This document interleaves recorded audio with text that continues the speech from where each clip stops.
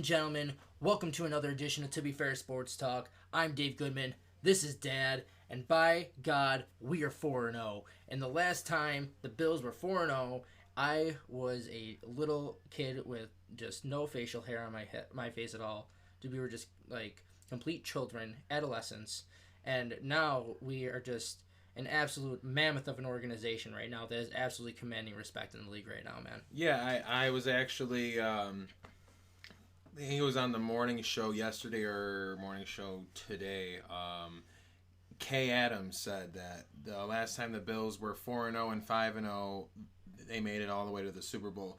It happened 4 times, right? Mm-hmm. And 2 out of those 4 times we played in the Super Bowl. So yeah, I'm thinking like it can go either way. Yeah. It could be one of those seasons where we fall apart somehow randomly when none of us expected, or this is the real deal Bills team that all of us have waited for.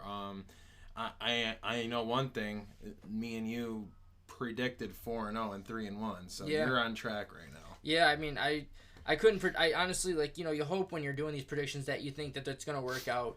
But you see the progression that the Bills have made, and a lot of the media is finally starting to see it. But it's something that us Bills fans have seen for so long with Josh Allen, that the progression's coming, and you see that every year you see that he's going to be taking that next step.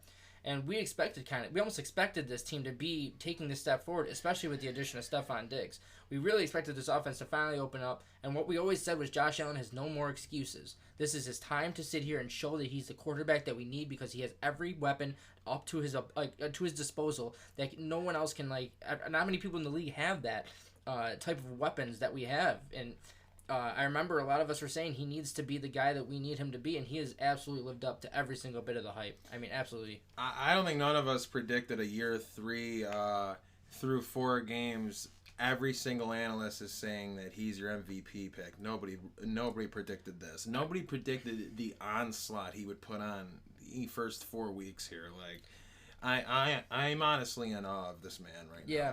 He's playing just some spectacular football right now, man. I mean, you can't ask for much more out of him. He's playing, I mean, literally top 3 in the league. What's he have? 13 touchdowns now total and 1 pick. Yeah. And 2 fumbles, 3 fumbles. Yeah, a few fumbles and stuff like that. But he has a 115 passer rating or something like that. This right is now. way better than any of us ever expected. His completion percentage is 70. It's 71, almost 71%, 70.9%. We wanted him at 65. So. Yeah.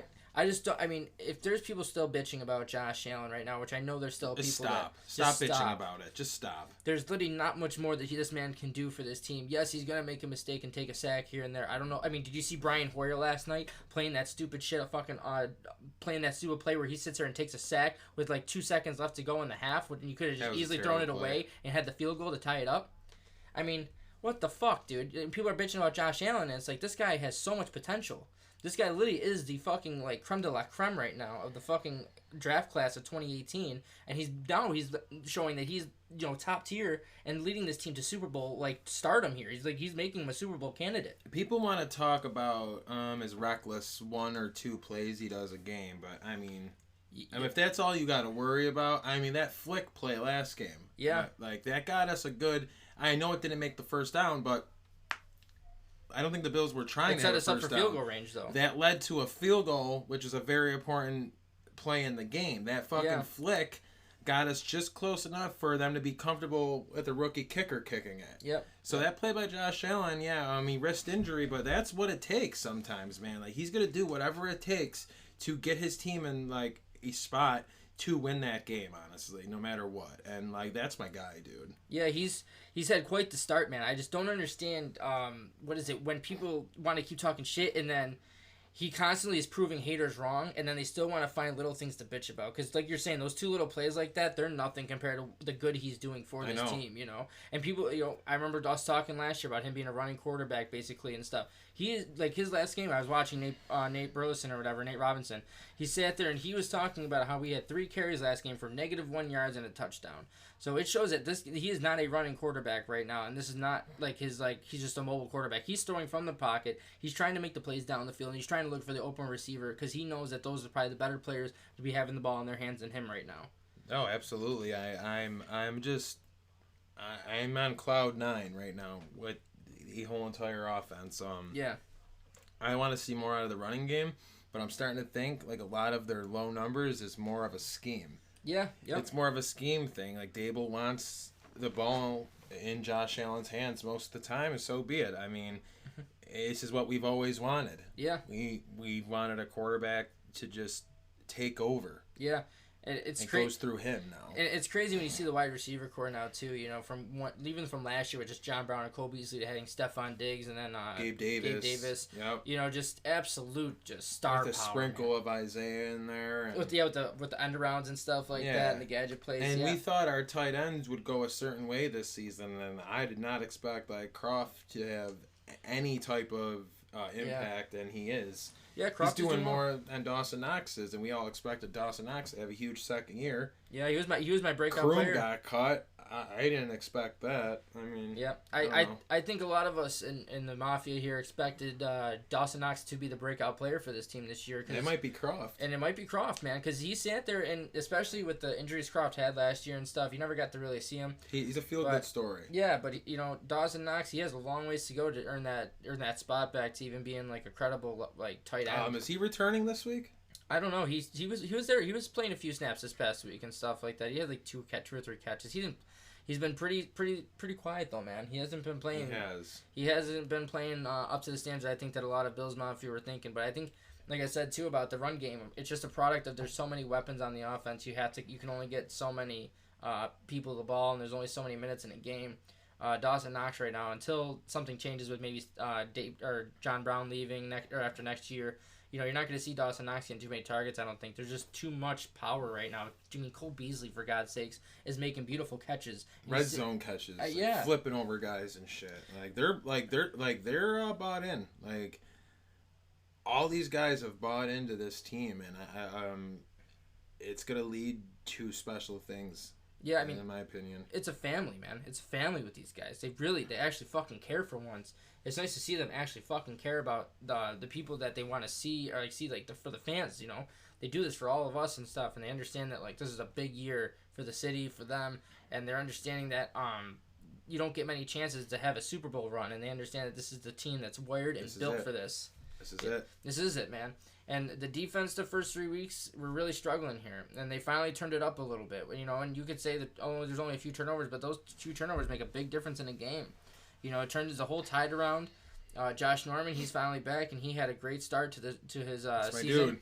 Yeah, I mean, I've been down on him. I haven't been shy about it. He hasn't. I always thought he was a little bit overrated in Washington, and I'm glad to see him finally stepping up, man. He's doing some good things. Like, yeah, he's we're gonna need him heavily here in these next, like, maybe, hopefully, only it's gonna turn out to be a week-to-week thing with Levi Wallace, but Levi Wallace and Matt Milano on this defense are kind of important pieces. Yeah. And hopefully it's not too long. They're saying week to week, so that can be anywhere really. It could be 2, it could be 3 weeks, 4 weeks, 5 weeks. Right. Hopefully it's not too serious on both of those guys, because with these juggernaut offenses that we have coming, this is the wrong time to have those type of injuries. Yeah, we need Milano out on the field for sure. I mean, we have Dotson, he's okay, but I would say we need Milano more than we need Levi Wallace, 100%. Yeah, it's not even close. Yeah, we definitely need Milano back on the football field. I mean, I Dotson would be somewhat okay, but AJ Klein, dude, you fucking suck, dude. You are got to be the worst fucking football player. He's got to be out of here next season. Like, you are there garbage. Has to be a plan after him. Obviously. What a waste of money. He's a terrible football player. We called it. We called it. Why even use the money on the contract? Like, why even bother with this guy? Like, you know, he's done nothing at, like, everywhere he's went. I'm pretty sure he's only played for the Saints, and he's played for one other team, maybe one other team. No, I mean he's okay to have just for like a bridge few years at linebacker, but I mean I can't stand it. He like in this defense he sticks out. Yeah, like a sore thumb. Like he's the obvious always out of weakest place. link. He's always out of place. He's always anticipating. And you know what? He's probably a good guy. And everything. But I mean, I don't care about good guys. You know when anymore. McDermott has to send his ass in though, he's worried as well though, knowing that there's a liability. There has to be a move out there in the offseason, or like right now, like not the offseason, right now. There has to be a move out there where we can get a linebacker. Yeah, before the trade deadline. You know, I mean, something needs to give. Like something needs to happen here. you got to trade Duke Williams or like fucking or who was our other rookie?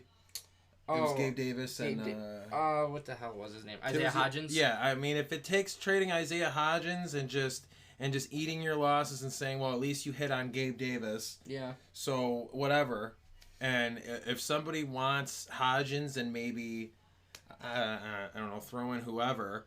Maybe we a draft pick. Maybe we can bring in a linebacker here to help till at least until Milano's back. Right. Because I mean, Tremaine Edmonds is only so good. I mean, he's not gonna be able to lift the play of both of his linebackers on his left and right side. So I mean, both of them are weak links. Mm-hmm. And Edmonds has his work cut out if he's got to play a lot of games not having Matt Milano out there. Yeah, he does. And like I said, you know, the thing is, you better get a pass rush. And what they say is they always like, especially in defense, they're always like so sound. Usually when people talk about the Bills, like they're always in their spot and they're always in their position. And now we're seeing them out of position. Yeah, now you're seeing them out of position. Used to it. Yeah, you're seeing them out of position. You're seeing the flaws and stuff like that when the team's not at 100%. And it's really quite frustrating to see someone like AJ Klein get playing time right now. I mean, and you have done nothing to get better at it. I know, and we've been clamoring all offseason about this team needing at least one more corner and one more linebacker. Yep. And look, like, it's our brightest needs right now. It's glaring right in your face. Linebacker and corner, I knew this would be a problem this season. 1 injury, 2 injuries, you're fucked. Yeah, yep. And then look what happens now. Yep. And it's unfortunate. And yes, you could say the Bills had a good second half surge on the defense and everything, but they need to do this more consistently then. And it's not like you're playing a juggernaut. And AJ Klein was not a part of this. You know right. what I mean? So, and it's not like you're playing a juggernaut in these first 4 weeks, and all 4 of these offenses torched your defense at some point. Yeah, exactly. Though. So that's I mean, what happens when you play teams like Seattle, or when you play teams when San Fran is healthy again, or when you play teams like who else are we play? Kansas City. Atlanta looks pretty nice on offense this year. Like, we're gonna need some kind of defensive backbone here, and if these guys are gonna keep dropping all season, like, these backups are not good enough. Yep. And to play any type of role. And I'm not trying to be mean to the Buffalo defense here. You could tell that after Kyle Williams, after Lorenzo Alexander, they had no leader. It felt like to take over that defense in place, or if he was, it might have been Trey Edmonds, but he's not old enough yet. It feels like he's still a young kid. I don't know, that leader on the leadership presence on the defense is so missed, and you could tell that there's like a loosey-goosey, it almost feels like, about the defense, where before it felt more strict under Kyle Williams as their captain there, as Lorenzo Alexander as their captain. It always felt like they were just more in tune, and it feels like just without those guys, you could feel the difference. And AJ Klein is just not the guy that should be replacing Lorenzo Alexander's spot. And I'm talking not even just in the locker, not even on the field. I'm talking off the field in the locker room. Like, you're not going to be able to have anyone like Lorenzo Alexander or Kyle Williams right now on that defense that's going to absolutely give you that momentum boost that you need and be able to be that leader that's going to juice you up when they're on the sidelines and things aren't going so well, Yeah, Klein reminds me of, he's like a poor man's Jeff Posey. Yeah. And Jeff Posey wasn't that good. No. So, I mean, I'm not impressed at all by AJ Klein, and I feel like if we're going to make a run in the playoffs here, I think that's going to, playoff teams will expose that area of the defense. And if you want to be taken serious in the playoffs, you got to use your trade deadline this year, and something's got to give. Yep. You got to get one more linebacker in here who knows how to cover, and once Milano's back, it needs to be that guy, Matt Milano, and Edmonds. Yeah, it does. And really that's what needs to happen here. AJ Klein's a backup at best, and so is Doxson. Yep. You got to stop messing around and thinking it's a system. No. This system is figured out now. Now we need talent in here. Now we need guys in position. Exactly, though. And it's crazy, too. Like I said, we were talking about the offense being the problem before, and they're such a bright spot right now. And Brian, the only reason we're 4-0. Yeah, and Brian Dable, man, he is absolutely, called Killing wonderful football games. Killing it. Everyone was kind of bitching about Dable doing the Josh Allen designed runs week 1 and everything, but, I will still always blame Josh Allen for that, because those designed runs were getting him first downs, and they were getting positive yardage. So I think Brian Dable, all 4 weeks, has been calling just an absolutely wonderful game plan every single week. And I give Josh Allen's giving credit to the scout team too for giving him the right look. So good kudos on them too for getting the right looks. But I mean, just great job by Brian Dable to call just. I mean, the design plays he does and how creative he gets to make sure all his players get involved and to make sure that even when things are not going so well, which they haven't, everything's been going pretty much so smooth this year.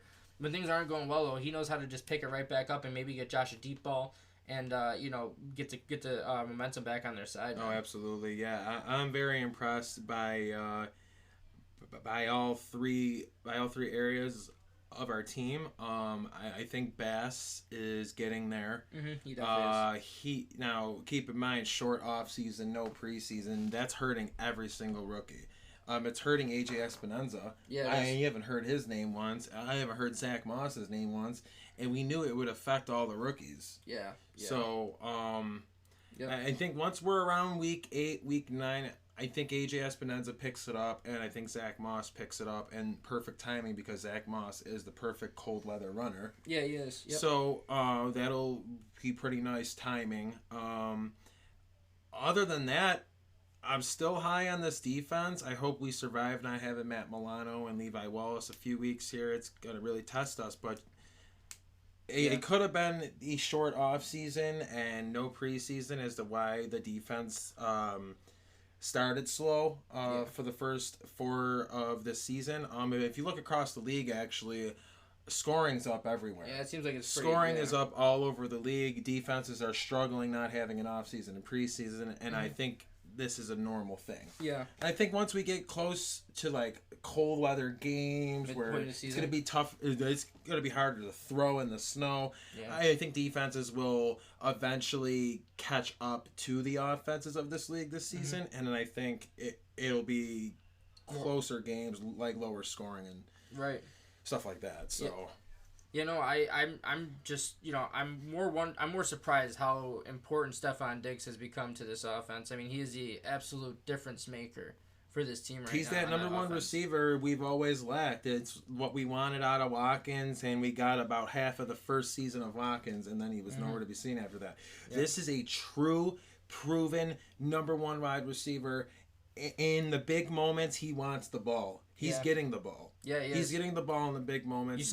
Josh trusts him completely already, and it's obvious. Yep, that was evident in Sunday's game there too. When you're talking about that big, we're talking a one-score game, yeah, and that big turnover there, and then Josh Allen just absolutely launches it for that one-on-one ball there. That was beautiful. That shows that in clutch time you're going to give it to the guy that needs it the most, and that's Stephon Diggs. Especially if he's in single coverage like that, you let him go up and get a chance at that ball. He tracks the ball so well. He knows how to high point it absolutely perfectly for when the ball's going to hit his hands, and he's just an absolute stud of a wide receiver, man. And he takes a lot of the pressure off of all the other wideouts on the team right now. Yeah. It's a trickle-down effect. Oh, dude. And it's just, as long as those 3 guys are healthy throughout the whole season, it is going to be very hard stopping us. It's going to be very hard. Yeah, it's crazy, too, because, John Brown is just, so underrated. He's always going to be, it feels like. He had 1,000-yard receiving last year. He's about to have it again this season. Yeah, he's having a great season. Cole Beasley, I understand he's not getting all the targets and stuff like he maybe was last year, but when his number is called, but he's making big plays in clutch moments. Yeah, he's making the big plays. He's making those awesome that third and 23 in the Rams game. Oh yeah, that was a beautiful play by Beasley. Dude, he just got in the right spot and he just angled his body into the first down like that. He's like the Wes Welker for Josh Allen. Yeah, Wes Welker and Tom Brady. Yeah. That one year when Brady had Randy Moss too. Mm-hmm. Oh, Welker had a career year that year. That's pretty similar to what I'm seeing right now because of Diggs. Yeah. And Brown even's on this team, so even more firepower. So yeah, when you see this type of offense and you see all the wide receivers and you're in that wide receiver room, you gotta be thinking wow, this is one of the craziest things I could ever be around. Yeah.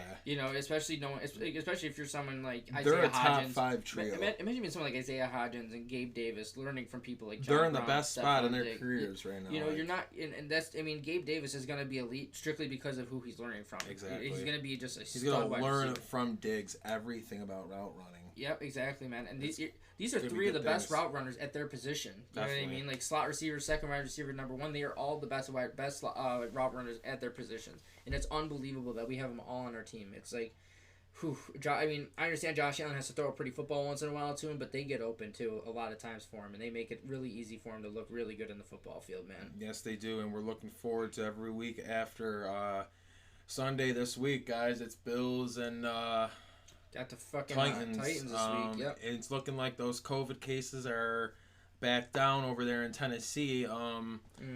If they test now, what I'm hearing on that, if they test one more time and they get no new cases by 11 a.m. Wednesday, they open up their team building for practices and stuff like that. And I think those missing spots they have on their current roster, I think they're just going to put practice squad players in there. And none of those guys really are starters. Yeah. So it's not going to really affect what happens on the field probably Sunday. Yeah. But all we really need is one more day of clean tests and no positive tests, and we're on Sunday, guys, and it's Bills-Titans, baby. Yeah, I'm so excited for this game on Sunday, man. You know, we need, I know we say we need to win this game, but this is one of those another ones, man, where, everyone keeps giving us excuses, and we keep hearing the excuses about, that pass interference call. Yeah.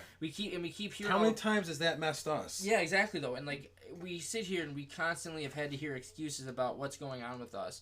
And it's finally nice to, and like, I want to sit here and have more of these games like the Raiders where, like, we just absolutely spank them. And yeah, we may have only won by 7, but the score doesn't indicate how we actually whooped them. And you know what I have to say, honestly, about that is how many bad calls have we already seen go against us this season? Do you remember that one pick on Josh Allen that wasn't an interception? Tyler Kroft. Or that play with John Brown where he clearly crossed the line? How do you he not crossed call the that a line. tie? Like, he had possession of the ball completely past the white plane. Mm-hmm. And you're not going to call that a touchdown? He had a knee down even. He even had a joke. knee down. So how Rams fans are going to bitch and moan about that one call? I mean, that type of shit has happened all season to us already. Mm-hmm. Has happened every previous season I have watched this beautiful football team play football.